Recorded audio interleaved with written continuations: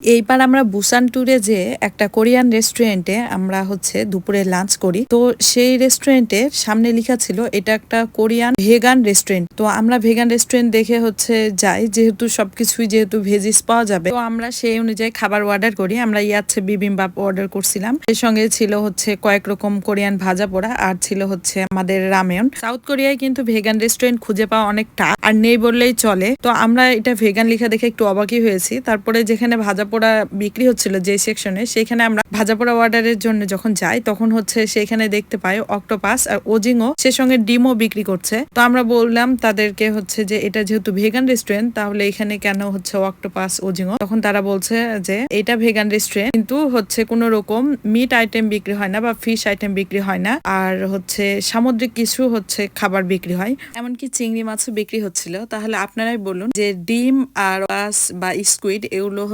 Veg নাকি non veg. তো যাই হোক, খাবারগুলো কিন্তু অনেক মজা ছিল আর অনেক ফ্রেশ ছিল। কোরিয়ান খাবার এমনিতেই আমার অনেক ভালো লাগে, আর সবগুলাই আমার পছন্দ মতো খাবার যেহেতু অর্ডার করছিলাম, তাই সবগুলাই অনেক ভালো লেগেছিল। আর কোরিয়ান ভাজা পোড়া অনেক ভালো ছিল। আমরা ভাজা পোড়ার মধ্যে নিয়েছিলাম মিষ্টি আলু ফ্রাই, আবার নিয়েছিলাম মরিচ ফ্রাই, সেই সাথে ছিল অক্টোপাস ফ্রাই, সেই সাথে চিংড়ি ফ্রাই, আর অনেক কিছু ফ্রাই ছিল।